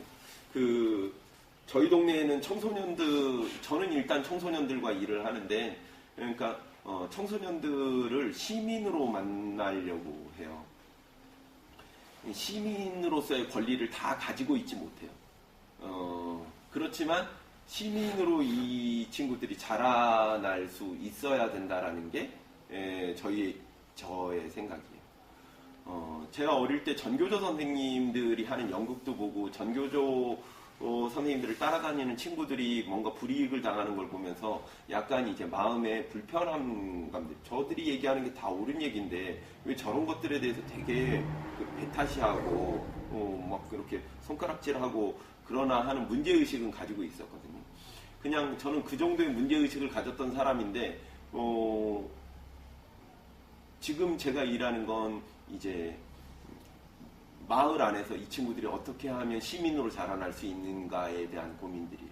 그래서 전통적인 교육의 방식이 야, 너 대학 졸업한 후에 결혼한 후에 집 산 후에 좋은 일 하고 지금은 입 다물고 가르쳐주는 거 공부만 열심히 해 라는 얘기인데 저희는 청소년들에게 문제가 뭔지를 물어보고 너희들이 생각하는 문제에 대한 작은 해법들을 스스로 내봐라. 예를 들면 중학교 1학년 남자아이들이 이렇게 몰려왔어요. 그 놀이터를 점령하겠대요. 왜? 그러니까는 어르신들이 거기서 맨날 담배 피고 술 먹고 이래가지고 어린이들이 못 노는 놀이터가 됐대요. 어떻게 그게 문제라는 건 확실한데 그럼 그 문제를 어떻게 해결할래? 그러니까 어린이들을 데리고 거기서 정기적으로 놀아주는 것으로 해결하겠대요. 좋은 해법이잖아요, 되게. 어떻게 실패했어요, 사실은. 어린이집 아이들이 마치고 나오니까 엄마들이 다 데리고 가고 봉고차 태우고 가고 그런다는 걸 몰랐던 거거든요. 하여튼 그런 이제 작은 시도들이 마을에서 국리되고 실천될 수 있는데 제가 어릴 때 항상 기성세대에 대한 억울함, 분노감 같은 게 제 마음 안에 있었거든요.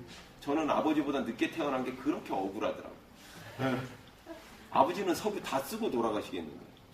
아버지는 돈도 많이 못 버시는데 술도 맨날 드시고 담배도 사 드시고 그러는데 아버지가 그렇게 다 그 물질을 다 쓰고 돌아가시면 교과서에 석유 고관련도가 나오는데 저는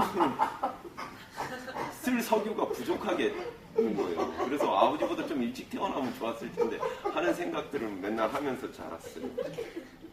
요즘 아이들도 이제 기성세대에 대한 분노감 그리고 이 지금 사회가 돌아가는 문제들에 대해서 뭐가 옳은지는 분명히 알고 있지만 어른들이 눈 감으라고 하고 보지 못하게 하고 나중에 하라고 하고 그런 거에 대해서 이렇게 좌절하고 있다고 생각하거든요. 그래서 그런 시도들을 청소년들에게 계속 무엇이 문제인지 좀 묻고 같이 생각해보고 실천하고 이렇게 하고 있는데 이게 다 저는 이제 중요한 교육적 시도라고 보는 거예요.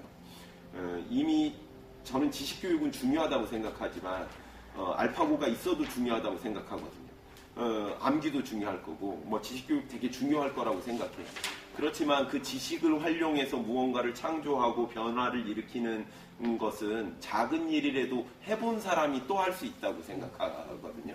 그런데 우리는 청소년기에 아주 무기력한 사람으로 만들어버리기 때문에 그 무기력이 학습돼서 그 이후에도 계속 무기력할 수밖에 없는 상황을 만든다고 봐요. 그래서 학교 공부가 95%를 중요하게 하더라도 아까 이제 힘 있는 마을 공동체 속에서 청소년들이 자신이 생각하는 문제들을 직접 하나씩 건드리고 해결해보는 그런 경험들을 저는 확장하는 일을 하고 있다라고 생각합니다.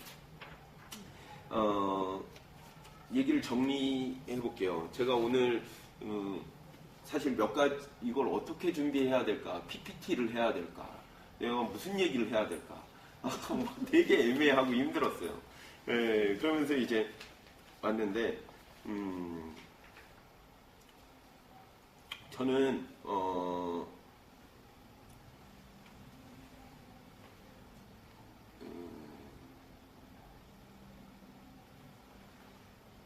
기독교인이라고 생각해요. 예. 웃으시잖아요. 저는 제가 하는 일이 하나님의 일이라고 생각해요. 예. 초기부터 그랬어요. 예. 제가 하나님이 허락하신 일을 내가 귀하게 한다. 그래서 내가 열심히 한다. 재미있다. 이런 생각하는데 매번 그렇게 생각하고 있지 않아요. 예.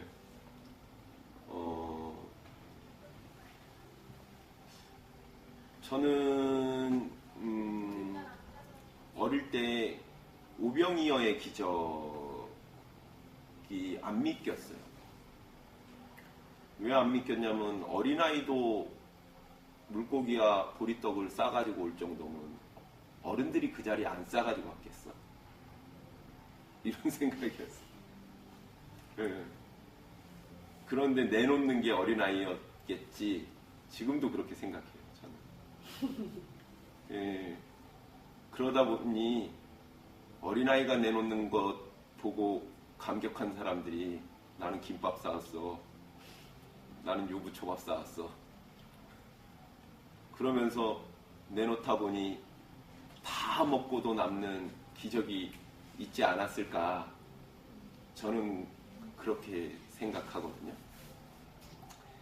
저는 그 소돔과 고모라 성이 뭐 이렇게 멸망 때 뭐 의인 몇 사람을 찾아봐라, 의인 몇 사람 찾아봐라 이렇게 했을 때 저는 그런 의인이 되지 못할 것 같아요. 네. 지금도. 그런데 마을에는 그런 의인이 항상 있다고 생각해요. 그래서 저는 그 또 의인이 될 만한 사람, 또 사람 마음이요. 어떻게 다 100% 순도 높게 막 그렇게 하겠어요. 그런데 제 마음 안에도 좋은 마음도 있다가 안 좋은 마음도 있다가 저는 그렇다라고 생각하는데 그런 사람들이 혼자 있지 않고 모여있게 하는 것, 찾아내는 것, 그리고 연결되게끔 하는 게 제 역할이라고 생각해요. 그래서 마을 공동체, 마을 교육 공동체를 하는 일도 제가 생각하기에는 예전의 마을로 돌아가거나 뭔가 끈끈한 공동체를 만들거나 교회만의 어떤 자선 사업을 크게 하고 교회가 아주 막 끈끈해지고 이런 걸 상상하지는 못하겠고요. 뭐라 그럴까?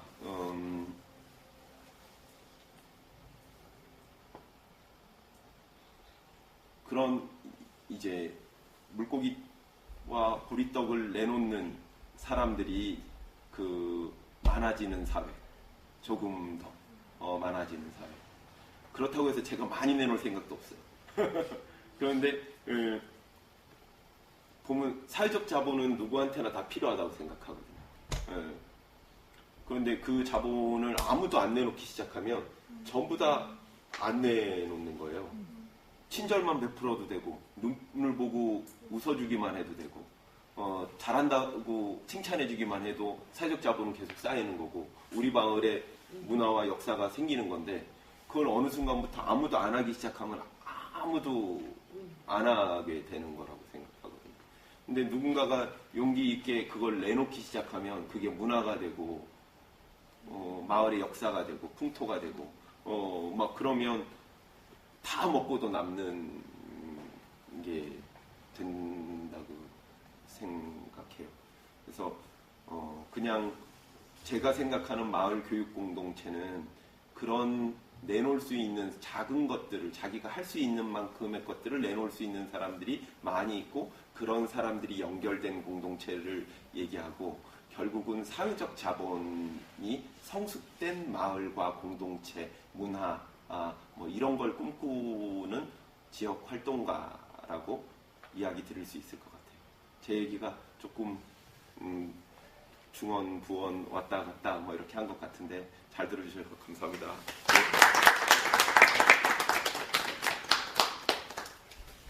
아, 너무 나눠주신 이야기가 그런데 네. 혁신대회 나가서 뭐 2등 하셨잖아요. 예. 네. 어떤 내용으로 수상을 하셨는지. 전국 2등 했어요. 전국 2등. 전국 2등. 예, 1등은 누가 했냐면 군산교육지원청장님이 했어요. 아. 그러니까 교육혁신대회였어요. 공무원들은 그거를 이제 의무적으로 몇 건씩 내야 되는데요. 근데 서로 안 내려고 그래요. 피곤해지니까 힘들고. 그런데 어떤 사람들이 내냐면 승진의 욕심이 있는 사람들이 돼요. 예. 그런데 저는 승진을 바라볼 것도 없잖아요. 예.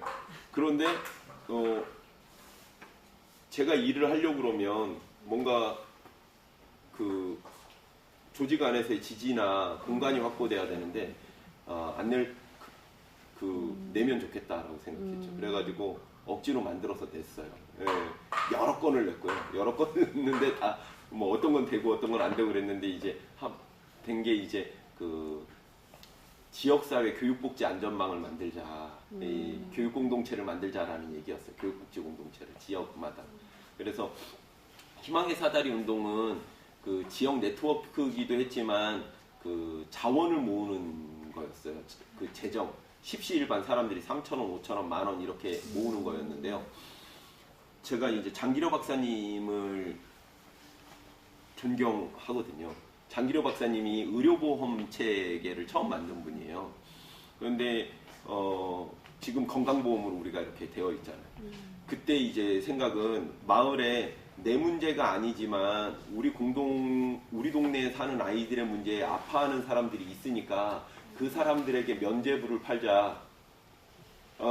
내가 직접 못 돕지만 나는 한 달에 3만 원으로 나는 2만 원으로 우리 동네 아이들 어려운 일 처하면 그거로 갖다 써라 하는 면죄부를 팔자라는 생각이었고 실제로 그래서 이제 사람들이 이제 십시일반 돈을 모았고 그 모은 돈은 보통 공공의 재정은 유연하지 않아가지고 경직되거든요. 그래서 절차가 너무 까다롭고 이 아이가 지금 당장에 배를 고르면 먹을 걸 갖다 사다 줘야죠. 얘가 아프면 데리고 병원에 가야 되는데 절차가 너무 많아가지고 다 시기를 놓쳐버리는 거예요. 그리고는 핑계를 대는 거죠. 절차가 너무 많아서 안 된다. 그래서 이제 절차가 별로 필요 없는 돈을 만들자. 그게 이제 희망의 사다리 운동이라는 거의 기금 사업이었고 기금 사업의 목적은 밥 굶고 치료 못 받고 사랑 못 받고 그런 친구들이 눈에 보이면 마을 주민 누구라도 신청하고 누구라도 데리고 가서 빨리 문제를 해결하는 체제로 가자. 그렇게 해서 이제 그 후원자가 많을 때는 한 600명 가까이 동네 주민들로 이렇게 구성이 됐었죠. 그걸 이제 혁신이라고 저는 이제 포장을 한 거예요.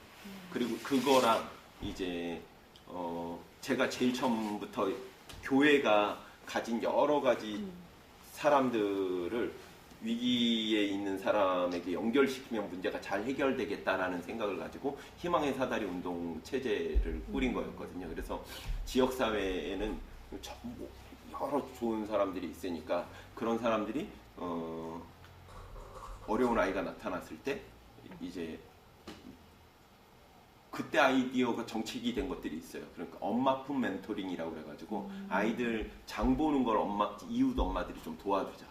혼자 있는 아이들 장 보는 거. 그 다음에 그 CYS 넷이라고 해서 청소년계에서는 이제 그 위기 청소년을 돕는 이렇게 사회적 네트워크 체제가 있는데요. 그게 그 희망의 사다리 운동을 아이디어를 많이 차용했어요. 정책을 초기 입안했던 김현원 사무관이라는 분이 저희 희망의 사다리 운동이 돌아가는 모습을 보고 CYS넷을 좀 더 이렇게 좀 정교화하는 일들도 했었어요. 그러니까 그런데 이제 조금 달랐던 건 저희는 그 반송동이라는 작은 공동체 안에서의 유기적인 협력이었기 때문에 굉장히 가시적으로 들어오는 것들이 있었는데 그걸 이제 정부의 정책으로 이렇게 확장시킬 때는 이제 해운대구, 마포구 이런 식으로 CYS넷 그림을 그렸거든요. 그러니까 이게 너무 크니까 이게 실제로는 좀 잘 안 맞아 들어가는 그런 건 있었어요. 그런 내용이었어요. 네. 두 도시의 이제 이야기를 들려주셨는데 네. 제가 이제 판단했을 때는 그 반송동이랑 지금 공릉동이랑 제가 봤을 때 제일 큰 차이점은 그 지금 서울시에서 그 박원순 시장이 그 마을 살리기 이런 네. 중심으로 해서 굉장히 많이 정책적으로도 네. 그렇고 예산적으로도 많이 밀어주고 있는 상황이고 반송동은 좀 그렇지 않아 보였는데 네. 그렇게 정부의 움직임에 차이에 따라 네. 활동하는 게 좀 차이가 있으셨어요? 아니면은 네. 어떤 차이가 좀 크게 있으셨는지 설명해 주실까요? 그 반송동은 누가 씨앗을 뿌렸는지 잘 모르겠어요. 그런데 반송을 사랑하는 사람들이라는 그 고창권, 김혜정, 석연실 뭐 이런 사람들이 계속 씨앗을 더 뿌리고 있었던 공공에선 전혀 반응이 없었고요. 그런데 그 씨앗을 교육복지 투자우선 지역 지원 사업을 통해서 만나게 되고 싹을 틔우고 저도 같이 씨앗을 뿌리는 사람이 됐고 저 말고도 다른 사람들이 그렇게 됐던 거고요. 공릉동은 납골당 반대 투쟁이라고 그래가지고 공릉동에서 한 5년간 주민 갈등이 되게 심각해진 동네였었거든요. 그래서 이제 사람들이 다 이제 개별화, 파편화 진짜 그렇게 되어 있었던 상황이었어요. 누구도 이 마을을 다시 뭔가 아이 키우기 좋은 마을, 사람 살기 좋은 마을로 만들어보자 이런 얘기를 용기 있게 해낼 엄두가 안 나는 동네였던 것 같아요. 좀 많이 갈라져 있었어요.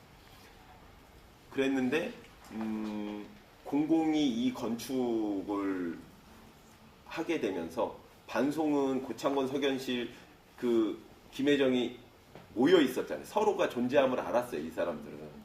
그리고 또 이렇게 연대하고 있었고. 근데 공릉은 아주 연대하지 못하던 상황에서 공공이 재정을 투자해서 건축을 하고 운영을 하게 되면서 김문경, 이원지, 뭐 김지원, 이경선, 국순애 이런 사람, 이선호 이런 사람들이 모이게 된 케이스예요. 그러니까 여기는 아주 민간 중심, 여기는 공공이 뭔가 베이스를 깔아주고 모이게 된 차이가 있고요. 반송은 훨씬 더 경제적으로 좀 어려운 지역이었어요. 근데 이제 반송에서 공릉으로 오게 된 이유 중에 하나는 일자리가 있었기 때문에 올라온 거고요. 돈 준다니까, 월급 준다니까, 센터장 시켜준다니까 올라온 거예요. 이 센터장 하고 싶었거든요, 저는. 네, 그래서 올라온 게 하나 있고요. 또 하나는 반송에서 일할 때 사람들이 계속 이렇게 얘기했어요. 반송이니까 되는 거다. 어떤 경우는 반송 것들이라고 그러고 반송 못 사는 동네라고 하지만 어떤 사람들은 와서 이런 일은 일반화될 수 있는 일이 아니고 반송이니까 되는 거야. 김혜정, 고창권, 석연실, 이승훈이 있으니까 되는 거야 라고 얘기를 하는 거예요.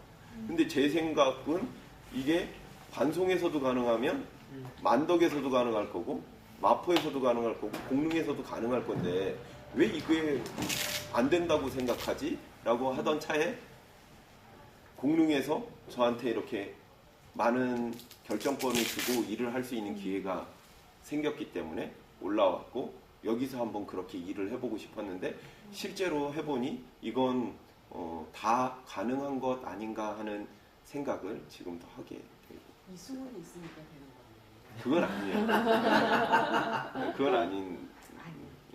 이승훈 같은 사람을 만들어내는 프로젝트를 해야겠네.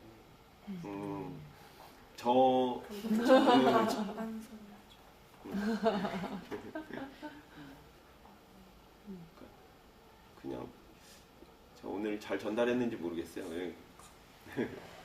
혹시 그 지역 활동가들을 꿈꾸는 네. 혹은 준비하고 있는 대학생들이나 후배들이 준비하거나 좀 이렇게 염두에 둬야 될 그런 말씀 같은 게 좀 있을까요?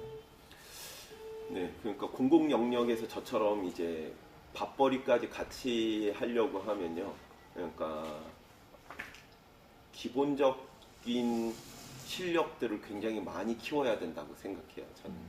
그러니까 문서 작성, 행정력, 그 다음에 기획력, 예산 사용 훌륭하다. 뭐 이런 방법들, 그 다음에 언론과 조정하는 능력, 이런 것들이 기본적으로 다 필요한 상태에서 필요하고 이게 먼저인지 다른 게 먼저인지 모르겠는데 이걸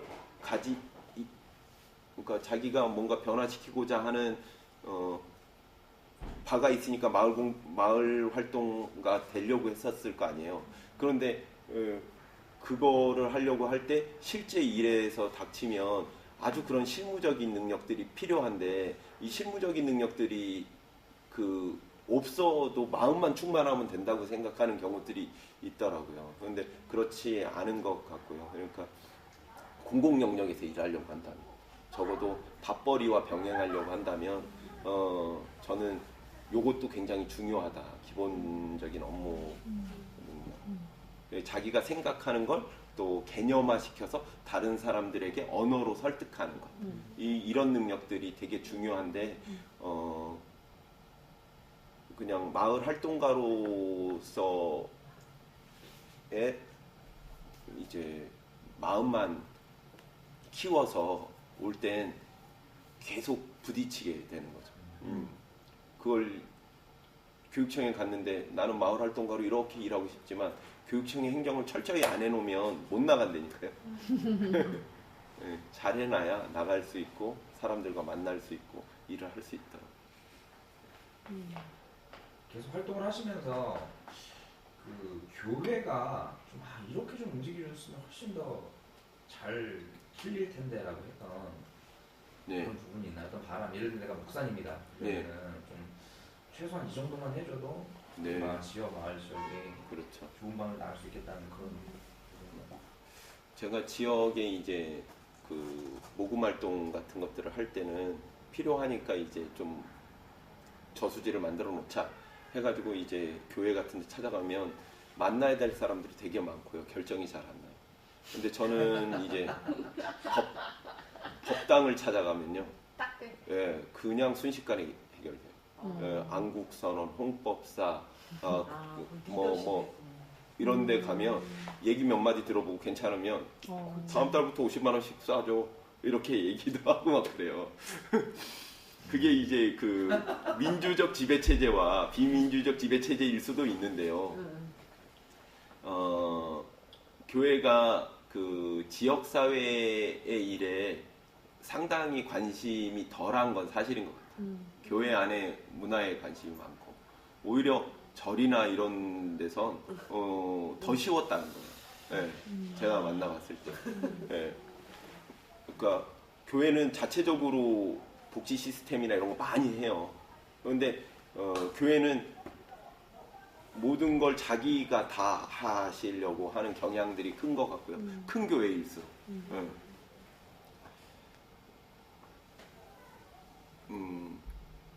지금 이제 오늘 제가 여기 오기 전에 바자회 하고 왔는데 지역에 지금은 11개 정도 됐을 텐데 자기 건물이 없는 작은 교회, 공릉동 안에 중심된 교회들이 자기 건물이 없는 작은 교회들이 혼자서는 뭔가 변화를 못 만들어내니까 이 교회들이 손을 잡고 바자회를 해서 수익을 만들고 그 수익을 우리한테 넘겨주시는 거예요.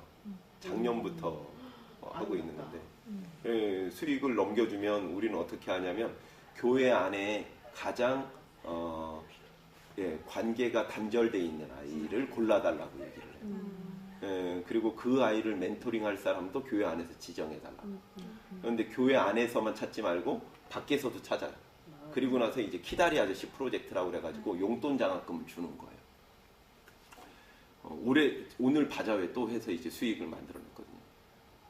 올해 8명의 청소년이 이제 그렇게 연결돼서 용돈을 받는 일들을 해요. 그러니까 작은 교회는 어쨌든 지역 사회의 아픔에 참여하려고 하고 또 혼자서는 못하니까 서로 연결돼서 문제를 막 해보려고 하고 그런 애씀이 보이는데 큰 교회들은 담임 목사님을 만나는 것조차도 지역 주민들한테는 어려운 일이고요. 경계가 너무 뚜렷해요. 예. 그래서 뭐 지역에 어린이 잔치가 벌어지고 시끄러울 때 제가 담임 목사님이면 나와서 보겠어요. 그리고 주민들이 뭐에 기뻐하고 뭐에 슬퍼하는지, 예. 그리고 교회가 도울 일은 없는지, 예. 교회라는 이름을 떼고서도 이게 필요한 일이면 제가 담임 목사님이면 저는 좀 그럴 것 같아요. 그리고 할 일 없이 저는 제가 교회 목사님이면 동네를 좀 돌아다닐 것 같아요. 그러다가 누가 아픈지, 누가 우울한지, 누가 기뻐하는지 이런 거 살펴보고 그거에 같이 이야기할 것 같은데 그런 분들 잘 못 만나겠고요. 한 번은 제가 다니던 교회에서 지금은 교회를 잘 안 나가니까 말고 그 전에 교회에서 목사님이 지역에 좋은 일을 하고 싶다고 저희 센터를 찾아오셨어요. 그런데 목사님의 조건은 아주 명확했어요. 그러니까 교회가 한다는 거에 대해서 분명하게 작은 돈을 들이고 생색이 크게 날 수 있는 일을 분명하게. 이게 마케팅이지. 예. 그러니까 그런데 그 교회 목사님만 그렇게 요청하는 게 아니에요. 큰 교회 목사님들이 가끔 저희 센터에 오면 그런 제안들을 하셔요. 좀 규모가 있는 교회. 그러니까 그건 좀 실망스럽죠. 제가 목사님이면 일단 교회 공간을 사람들한테 잘 나눌 거예요. 예, 동네 사람들 중에 책 모임 하려고 해도 우리 교회 이용하세요. 차도 대접해 드릴게요. 교회 오라는 소리 안 할게요. 예, 주민들 중에 부엌 써서 자원봉사 김장 담궈야 된다 그러면 우리 교회 부엌 쓰세요. 우리가 배추도 사드릴게요. 우리가 자원봉사도 좀 도와드릴게요. 저는 그럴 것 같아요. 그러면 훨씬 지역의 교회라는 인식들을 하게 될 거고 사람들이 같이 뭔가 할 것 같은데 그런 협업은 잘 안 일어나더라고요. 그런데 공릉동은 그런 분들이 좀 계셔요. 작은 교회 목사님들 좀 그렇게 하고 계셔요. 저희 아이들 중에 이제 가출한 아이가 있었거든요. 어디에 보낼 데가 없었어요. 근데 동네에 주님의 길 교회가 있었는데 아이들을 되게 따뜻하게 품어주는 교회였어요. 그래서 말씀드렸더니 그 모자실을 비우셔가지고 한 달 정도를 쉼터에 안 보내고 거기서 생활할 수 있게끔 했었어요. 그 교회니까 가능한 거였어요. 그리고 나서 그 아이가 이제 나와서 이 집으로 돌아갔는데 아버지가 돌아가셨어요. 그러니까 목사님이 그 장례식장에 문상으로 오신 거예요. 그러니까 얼마나 위로가 많이 됐겠어요. 이 아이한테. 걔가 예수를 믿던 안 믿던 교회를 오던 안 오던 얼마나 큰 감동이었겠어요. 그 평생이 있겠어요. 못 잊을 것 같아요. 아버지가 돌아가신 날 가출해서 돌아온 지 며칠 안 됐는데 그리고 뭐 우리 동네는 보면 학교 밖 아이들 부엌이 필요하다 그러면 교회 부엌 써라 이렇게 말씀하시기도 하고 우리가 저희 센터가 차가 아직 없거든요. 필요한 일 있으면 차 얼마든지 얘기해서 가져다 써라 이렇게 말씀하시기도 해요. 그런데 이런 교회들이 대부분 작고 정말 어렵게 자기 건물도 없이 상가에 있고 이런 교회들은 애써서 지역사회를 변화시키려고 그렇게 노력하고 있고 그러지 못한 500은 아니에요. 경우도 많고 성을 쌓은 교회들도 많고 그런 거.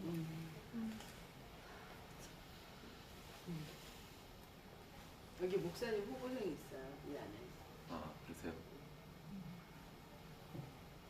목사님 되시면 좋겠다. 저는 그 선생님네 교회 다니고 싶을 것 같은데. 너무 재밌을 것 같아요. 그런 일은 없을 거예요. 사람 이름 몰라요. 사람 이름 몰라.